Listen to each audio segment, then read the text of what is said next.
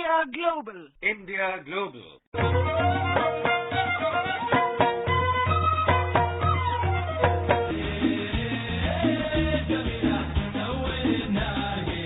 Hello and welcome. Join us as we travel to a country in Asia which has nearly 10% of the world's crude oil reserves. Indians make up the largest expatriate community in this country. For centuries, the dhow, the elegant craft sailing the seas between this region and India, had exchanged goods and ideas, and a record-sized dhow sits as a showpiece at a commercial center here. Come, let's travel to Kuwait.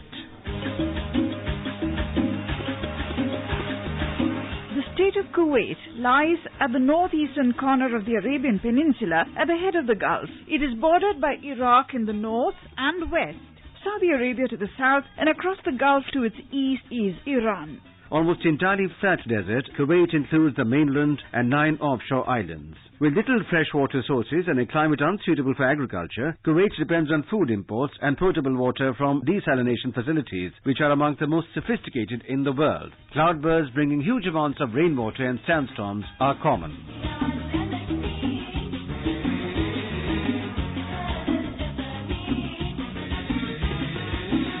Kuwait is a constitutional monarchy with a written constitution and the oldest directly elected parliament in the Gulf.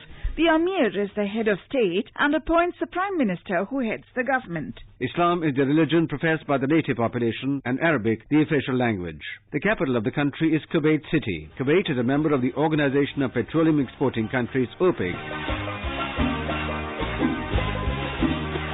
India and Kuwait enjoy traditionally friendly relations rooted in shared history which has stood the test of time. Geographic proximity, historical trade links, cultural affinities and the presence of a large number of Indian expatriates continue to sustain and nurture this long-standing relationship. Speaking of bilateral relations, India's ambassador to Kuwait, Sunil Jain, says, with a recorded history of at least 250 years, Indians and Kuwaitis have known each other for many generations. They share friendly, even familial ties. Bilateral relations cover political, trade and economic interests. Regular high-level visits have nourished the bilateral ties. The visit of His Highness Sheikh Jaber Al-Mubarak Al-Ahmad Al-Sabah, the Prime Minister of Kuwait, to India in November 2013 has imparted a new momentum to the growing bilateral ties. India and Kuwait share common perceptions on various regional and international issues. There have been several high-level exchange of visits between the two countries. Kuwait is an active member of the Gulf Cooperation Council, GCC, and holds the chairmanship presently. India and the GCC are dialogue partners. Petroleum accounts for nearly half of Kuwait's GDP, 95% of export revenues and 80% of government income. Trade is an important dimension of India-Kuwait relations, says Ambassador Sunil Jain. Kuwait is a reliable supplier of crude oil to India, and India ranks among Kuwait's top trading partners. Kuwait is India's third largest crude oil and LPG supplier. The total trade during the last financial year was over $18 billion. The embassy facilitates the visit of government officials, business delegations between our two countries. On Kuwaiti investments in India, Envoy Jain says, Kuwaiti investment in India is about $3 billion, of which $2.7 billion is made by Kuwait Investment Authority. We are working with them for much greater investments in India. In early 2014, KIA made a small investment in Power Grid Corporation of India. We are working to strengthen cooperation with Kuwait in our petrochemical complexes, crude oil storage facilities, joint exploration, R&D, training and cleaning of oil spills in Kuwait. Indian companies have won contracts over $4 billion last year in Kuwait. We are witnessing new opportunities in sectors like medical tourism and IT.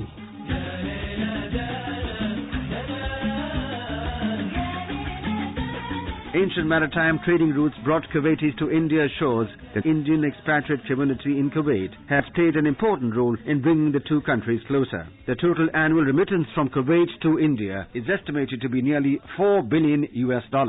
Ambassador Sunil Jain, speaking of the close cultural ties between India and Kuwait, says, various Indian associations in Kuwait are promoting cultural events. Our Kuwaiti friends are fond of Bollywood films, which are screened in various multiplexes in the country. The presence of 8.3 lakh strong Indian community, which is the largest expatriate community in Kuwait, is an important link in our bilateral relationship. Today, the Indian community covers the entire spectrum of workforce in Kuwait, from professionals like CEOs, managers, managers, doctors, engineers, chartered accountants, nurses, paramedics, architects, IT professionals, skilled workers, and a large number of domestic workers. Indians are the preferred expatriate community in Kuwait as we are peace-loving, law-abiding, and hard-working people.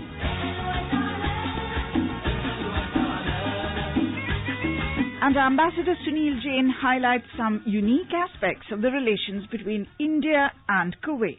Many Kuwaitis visit India, especially Kerala and the Golden Triangle, for tourism and Ayurvedic treatment. There are plenty of Indian restaurants in Kuwait, and Kuwaitis love Indian cuisines like biryani and tandoori naan. Kuwait has the biggest dao, El Hashmi II, made by Indians from Indian wood. The dao figures in the Guinness Book of World Records. Kuwaitis particularly love Indian jewelry. Kuwait has the biggest collection of Indian jewelry outside India. We find a mosque closely resembling Taj Mahal in Kuwait. These are just a few examples of common things which bind India and Kuwait.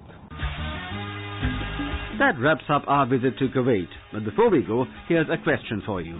Can you tell us a period until which Indian currency was legal tender in Kuwait and name the unit of the currency that was used?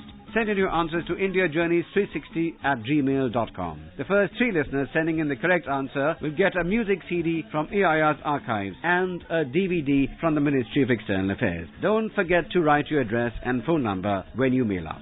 Congratulations Pratap R from Bengaluru, Karnataka, Prashant T. Mavani from Rajkot in Gujarat, and Suraj Kumar from Pune in Maharashtra for the right answer to a question on Mongolia. Atal Bihari Vajpayee Centre of Excellence in Ulaanbaatar is connected to all the provincial centres of Mongolia and extensively used for communication by the Mongolian leadership and members of parliament.